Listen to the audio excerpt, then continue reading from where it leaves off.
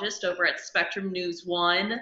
The fun thing about Spectrum News 1 is it's a 24/7 news channel that's covered across the entire state of Wisconsin. So our main areas are Milwaukee, Green Bay, and Madison, and also Wausau-Rhinelander region, and Eau Claire and La Crosse. So it's fun to do that 24/7 element. So we're doing weather and news around the clock, tracking storms, and bringing you great forecasts like this for all the Badger State. Thank you. Yeah, thank you for that. Beautiful week. Yes. Okay. So let's do a little, sounds like Cassie's coming, so we'll wait a couple more minutes for her voice to come. But how long have you been? So I came here just over 2 years ago was when I first started here. Okay. We are a relatively, well, actually a brand new news station. We launched last November. So it's very new, and people are learning more about it, which is great. And that's why everyone's kind of at the year or 2 year mark for how long they've been here at the station. Okay. Where were you before? So my first station was in Central Illinois, a place called Peoria, Illinois, which is really great because I had grandparents and an aunt and uncle in that area. So it was a good first market. And then I went to school at Ohio State before that. Okay. Speaking of school, like what kind of schooling did you have to take to be a meteorologist? Sure. So most people would take either atmospheric sciences or actually meteorology in order to be a meteorologist. But I also studied agricultural communication, which people kind of were like, why'd you study that too? But I think it's a really important part or a unique element to see how weather impacts agriculture in that nature. So it's just kind of a unique element. And they did a really good job at Ohio State helping us be able to communicate weather properly and how it can impact different areas within the country. Oh, that's interesting. You don't think? Yeah. Yeah, I suppose they're definitely are tied together. Right. Cassie, like Cassie in here. Naomi, do you have any questions right now for Brooke at all? What school did you go to? Yeah, that's a good one. Yeah, I went to Ohio State University, which is in Columbus, Ohio. So it's right in the middle of the state, which I liked very much. And actually, my dad went to University of Wisconsin. Oh, probably a little rivalry there with the Big Ten, huh? Yeah, well, unfortunately, my brother went to Michigan, so big rivalry. Yeah. Did you grow up in Ohio? Did you mention where you grew up? No, I grew up in the suburbs of Chicago area, Okay. so very close to here, and majority of my family lives throughout Wisconsin, which was nice when I got this job, so I'm very close to family. Yeah, you're kind of all kind of centralized there. That's awesome. Exactly. All right, so, hi Eli. So I'll play the videos. Okay. First one I have is the WX Team Tour. So let me hopefully do this correctly. Share my screen.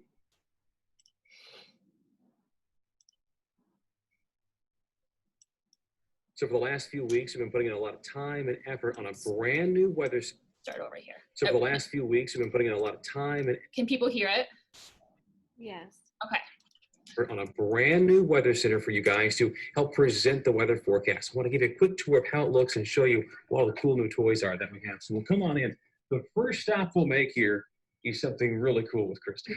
We have this 86-inch touchscreen monitor, and with statewide radar capabilities, we can track the storms as they're coming into the state and let you know exactly what you can expect where you live in real time. So pretty amazing stuff we've got going on here. And over here we've got Brooke. Yes, and we're at the command center, and actually we're able to control the different shots within the room and 6 different computers, able to control the graphics that we create.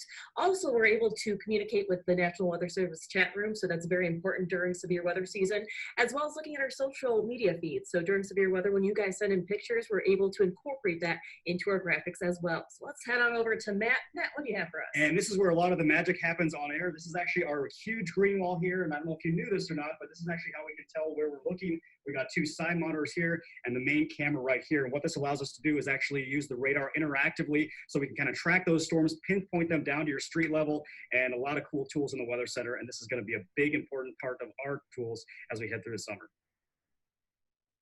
So that's it. That's our Weather Center. This is the big tour. We've been working hard. You're going to see a lot of this on air. You're going to see a lot of these faces and a few others. So we hope you can watch us and join us. We're the only place in Wisconsin giving you weather forecasts every 10 minutes, and they're on the ones on Spectrum News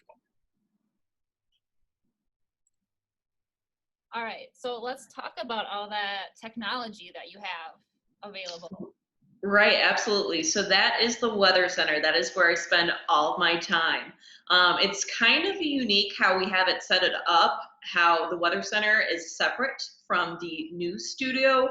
Usually in a traditional studio, news, weather, sports would all share the same one, but we have it separate in our building. The touchscreen is my favorite because you can do a lot of elements with it, and it's especially important when storms come through. You can track it and kind of get a gauge on the timing of the storm, where it's going to go through, and you can draw the fronts and everything like that. Command center shot, like I said in the video, it controls the different camera movements and where it's placed. So we're kind of the directors for us as well. So we have the touchscreen shot, we have the command center shot, and the green screen shot, which is what Matt showed at the very end. Green screen is probably what we do for the majority of the time, and it's hard to see in the background, but I'm actually in front of the green screen right now.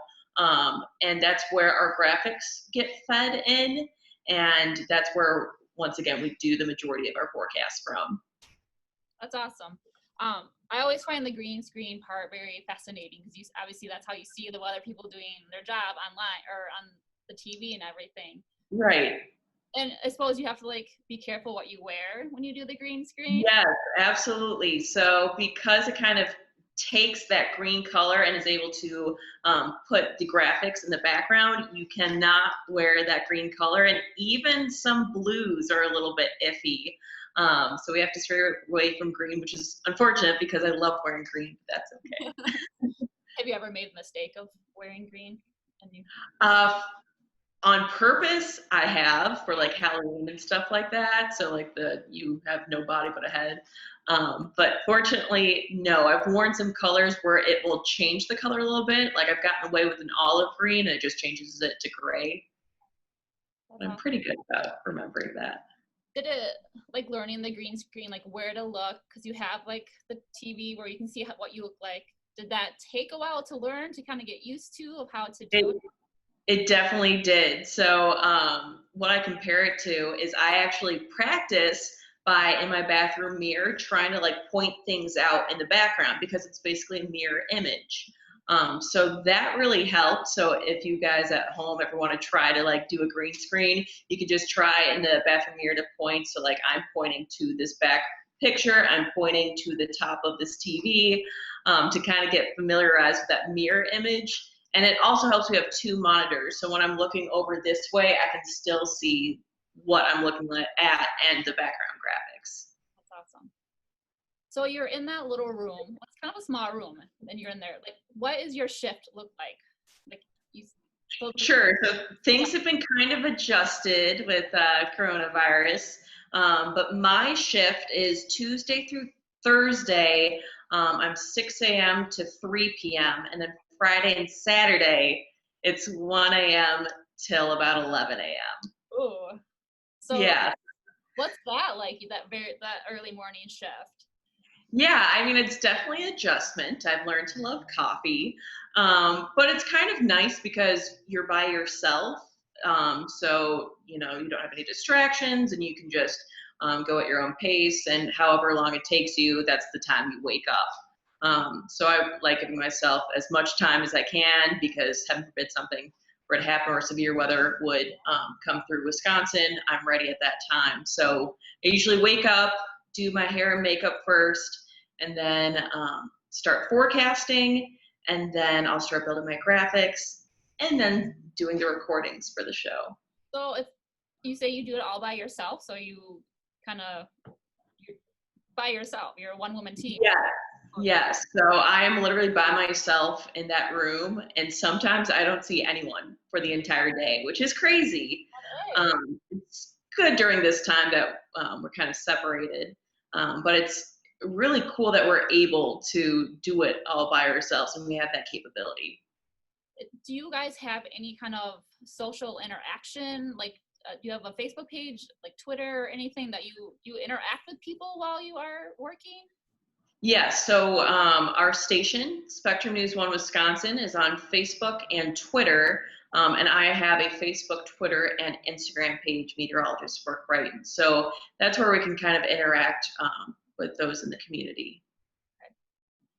Does anybody else have any questions? I don't want to take all the questions here. Anybody? Okay, go ahead, Naomi. So like, when did you figure out that you wanted to be a meteorologist?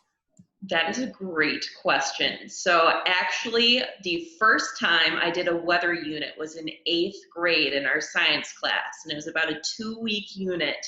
And we were learning stuff about how to tell wind speeds and temperature and dew point from a weather station. And I really liked it. So I'm like, you know what? I think I'm going to do this. So I studied in college, and I've always been a math and science fan, so that helped as well.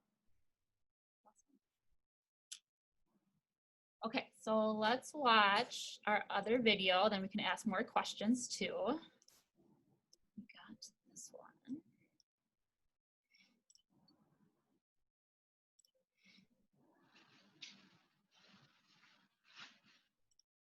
Hi, everybody. Jason Fechner here from Spectrum News 1 in our control room. Andre Cedric hanging out for the day, and I have been tasked with a very exciting job for the next few minutes here. So we've been very busy here at Spectrum News 1 over the past year since we launched. First off, we have to thank all of our incredible viewers all across the great state of Wisconsin.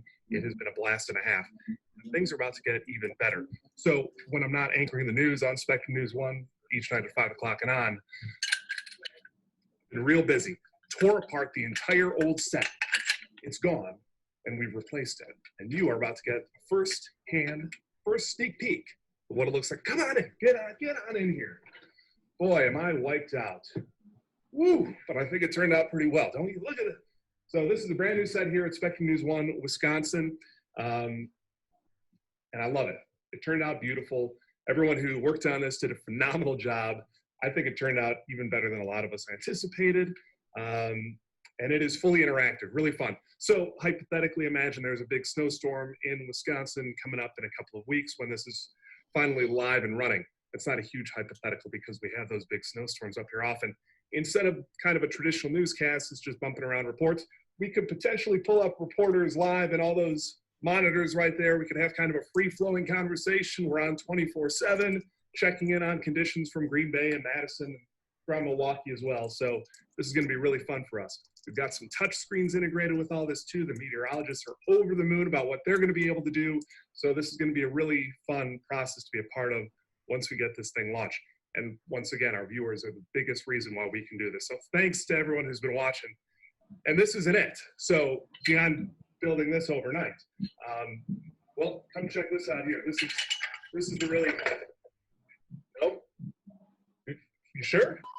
We're going to wait on that. So behind this door, even bigger surprises await. But in the meantime, this is a great surprise here. So this will be up in a few days. We look forward to seeing y'all on Spectrum News 1 all across the state of Wisconsin, from Beloit all the way up to Ashland and Madison to Milwaukee. We thank you all for watching Spectrum News 1 across the state, and we'll look forward to seeing you 24/7.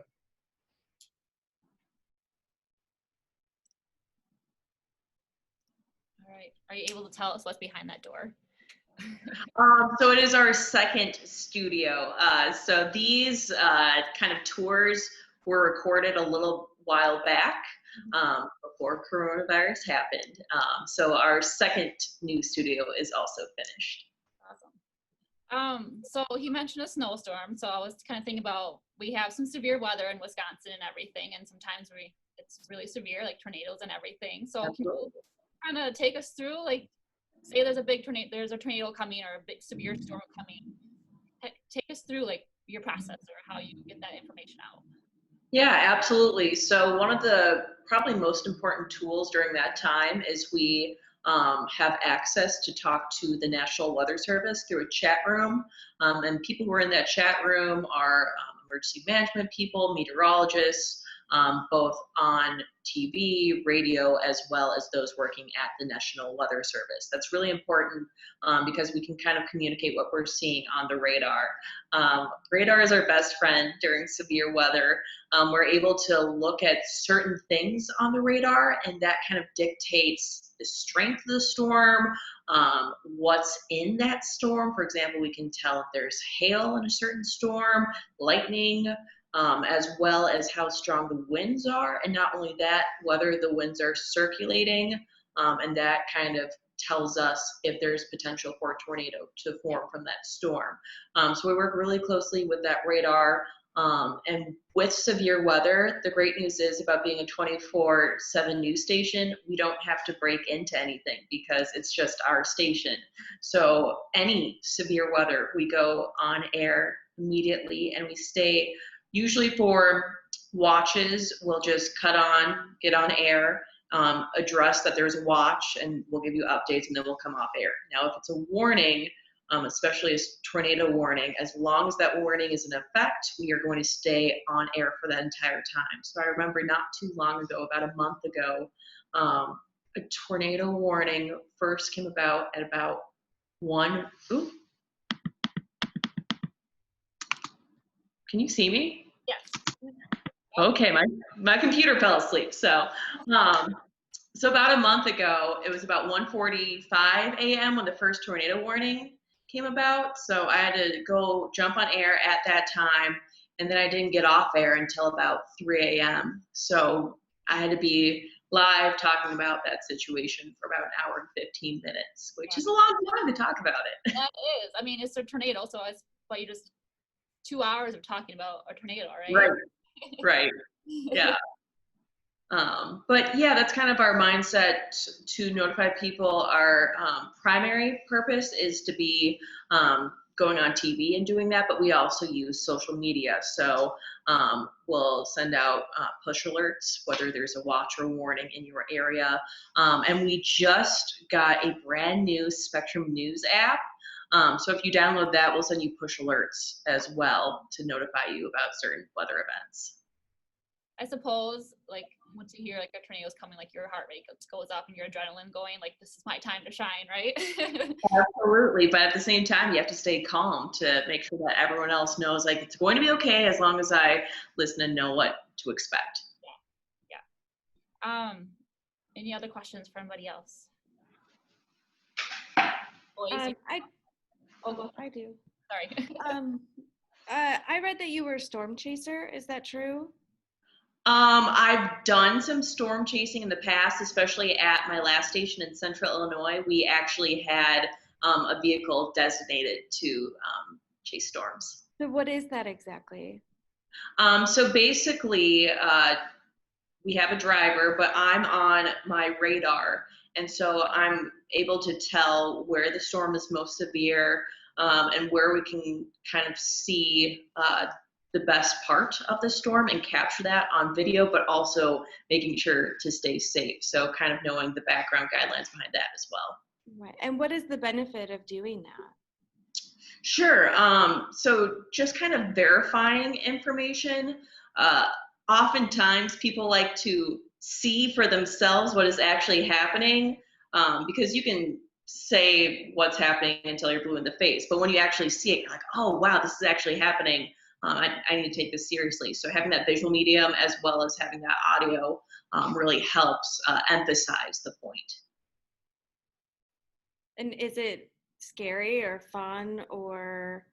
I enjoy it, which is a good thing, but you do have to keep in mind that safety is most important during those situations. So even though it's interesting and fascinating to see these storms rolling through, safety is number one, so keeping that in mind as well. What is your favorite overall aspect of being a meteorologist? What do you love the most about it? Great question. Like I said a little bit earlier, love science and math. So kind of dissecting that on a daily basis. I'm always intrigued with how a storm develops. So I guess tracking it, like it may be on the models, and models is basically like data that we're able to see coming through. It can change so much within 7 days, within 3 days, within a day, and seeing that how that evolves is really cool. Do you ever feel disappointed when you get a forecast wrong? Absolutely, always, even if it's something very minor. Our weather team takes pride in trying to get the most accurate forecast, and I'd say we do a pretty darn good job. But I think the funniest is when you're off on the high temperature. So, for example, say we forecasted 65 degrees and it ended up being 75 degrees. We get so upset, but in the long run, people are more like excited that it's 75 degrees actually, so they're not that upset. Yeah, I always I wake up in the morning, get ready for a run, and thinking it's not going to rain, and then as I'm putting my shoes on, it's raining outside. Yeah, exactly. Yeah. Do we have any questions from our younger guys here? Boys, any questions?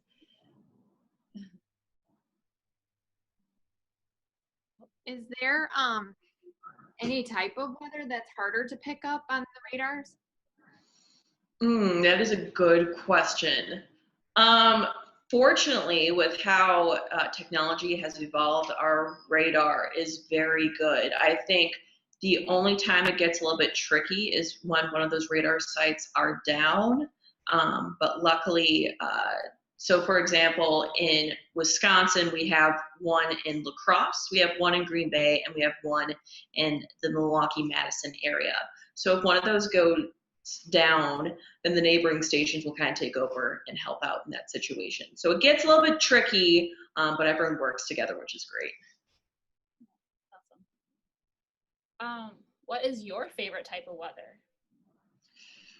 Ooh, let's see. So my favorite type of weather to enjoy is like a cloudy fall, probably 60-degree weather, and even like a little bit rainy. So last week. Yeah, last weekend was perfect. But I'd say my favorite to go to work and cover is severe weather, or even in the winter, some snowstorms coming through. Like last Halloween was very fun for us, but also unfortunate for everyone else that we got so much snow on Halloween.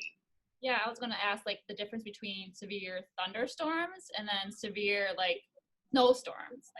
Is there a difference? Right, absolutely. So the dynamic in summer and winter, summer severe weather is very fast paced. Like something could change within a matter of minutes.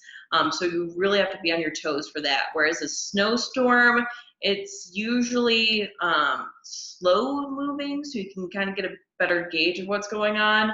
And usually when you're giving a report about a snowstorm rolling through, people really just care about the amount of snow that we're going to get. So as long as you have that forecast, you can usually start to give that out a day in advance.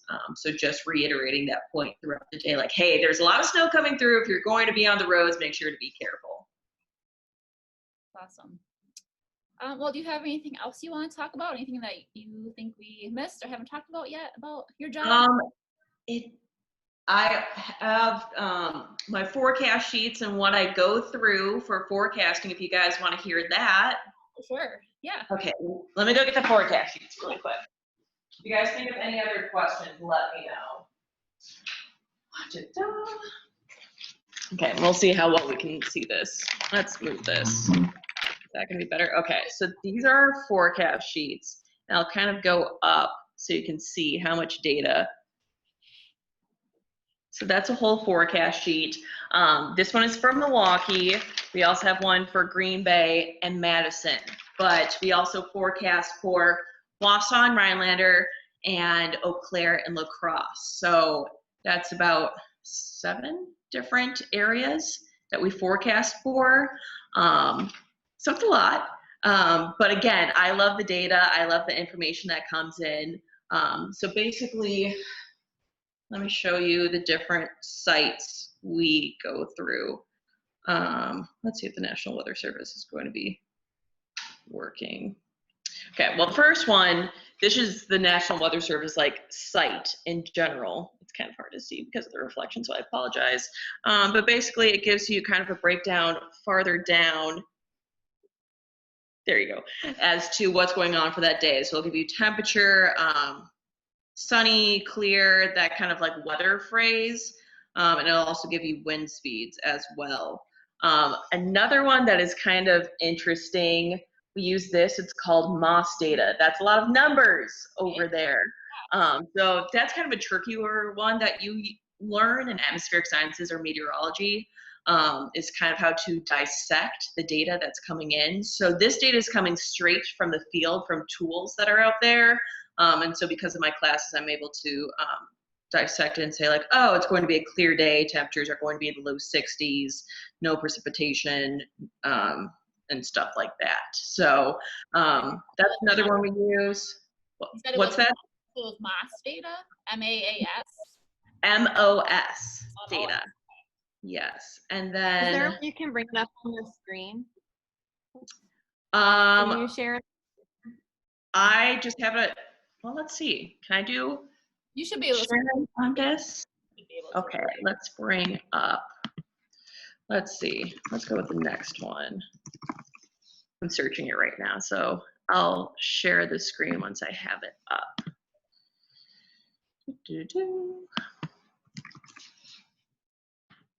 Okay, let's see. Where's the screen? Oh, share screen. And then you should select the one that you want.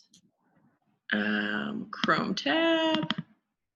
Perfect. Can everyone see that? Yep. Okay, so this is kind of at the end of the forecast, what I go through to kind of after all the numbers we get. So for example, snowfall, fortunately, knock on wood, there's no snow in the forecast. Then I go through and use this hourly precipitation so I can know that on late Monday into Tuesday, as you can see on the bottom of the screen, that we're probably going to get some rain up to 1/4 of an inch possible. This is where I get my hourly temperature forecast.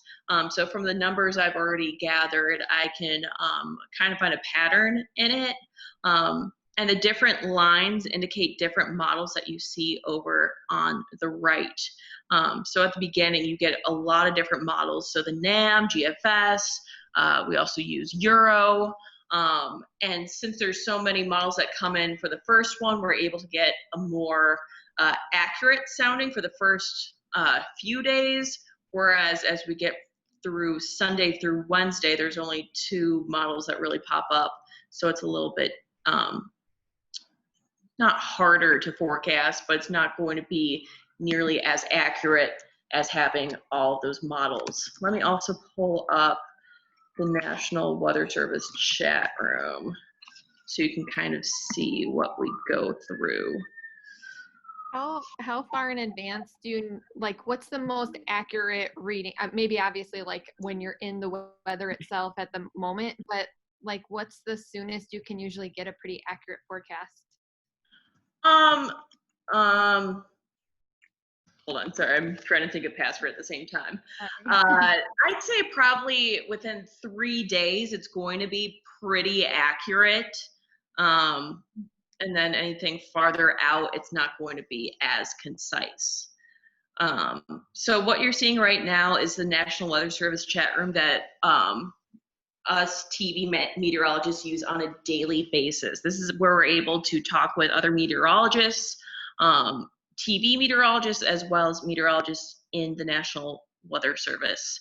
So I have Duluth, Green Bay, Twin Cities, Milwaukee, as well as La Crosse. So I have 5 different National Weather Service chat rooms that go through on a daily basis. So for example, you can ask questions in there, and since the weather has been kind of quiet, there's not going to be too much of an example, but for October 5th, it's going to be gusty this afternoon in Iowa and Minnesota. That's that chat room, what it discusses.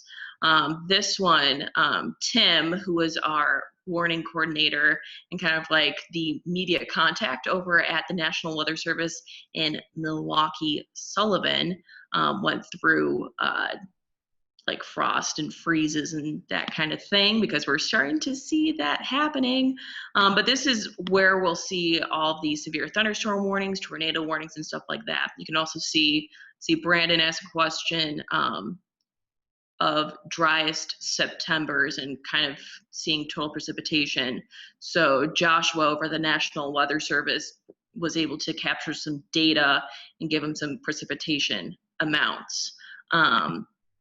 So that's kind of another element that we're able to use. So that's kind of my process that I do on a daily basis.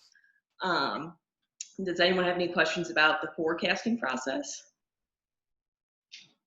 Is it, so it's, you look at the data and everything, is there like an element of guessing kind of involved too, or like, or just your knowledge like of patterns and everything?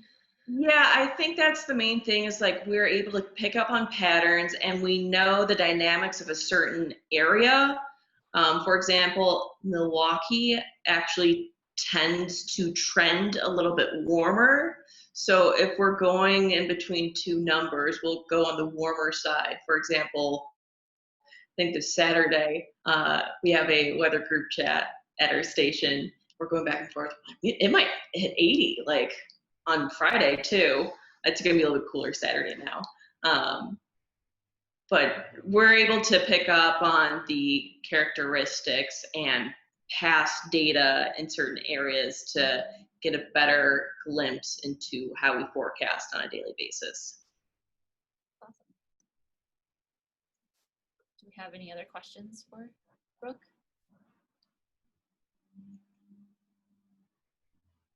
Cassie got one. Are there any activities that kids can do at this age that would like help them like notice the weather more or track anything? I don't know if that makes sense. Like without all the technology. No, absolutely.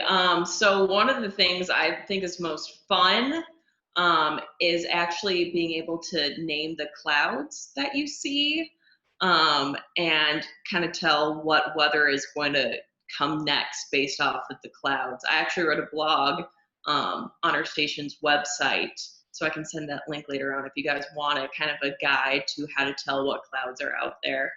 There's also different apps out there that can give you a green screen in your house. So you can change your background to whatever image you want, and you can pretend that you have a green screen behind you and kind of play around with that. Do you have a favorite type of cloud? That you Oh man. I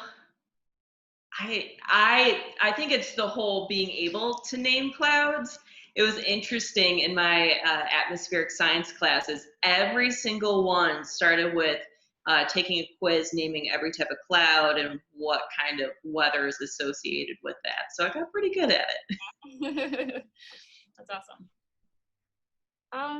Well, anything else that you want to talk about, or? Does anyone have any questions about the like news side of it, the TV side of it, and what we do? Do you use a teleprompter a lot of the time? So for weather, we completely ad lib. We make it up on the spot, which most people don't know. So the news side always uses a prompter, except for those people like the reporters who are out in the field. They don't have a teleprompter either. So a good amount of it is actually just taking what you studied, what you forecasted, the graphics you made. And the graphics are helpful because it's kind of a PowerPoint presentation. So using that to help you give a forecast. And our forecasts are no more than about 2 minutes on a daily basis, so it's not too long, but again, severe weather can be hours long. So you do the weathers, was it on the ones every hour? Correct.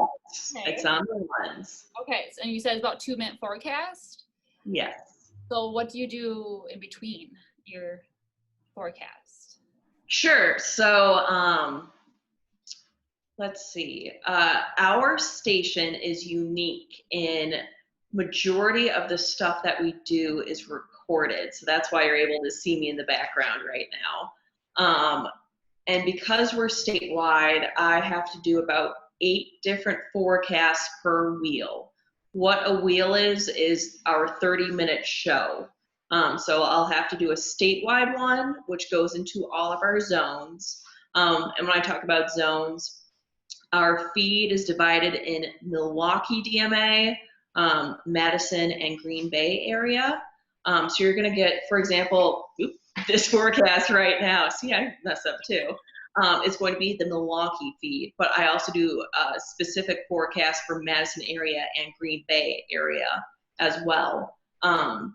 So I'll have, so this would be, let's see, the 441 update. So I'll tape 3 different versions, one for Milwaukee, one for Madison, one for Green Bay, and then for 451, I'll do the same thing, and it's going to be a different version.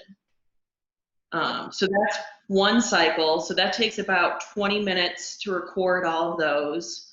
And then usually after that, I'll do social media, and then we do daily forecasts and different blogs on our website. So I'll write that up.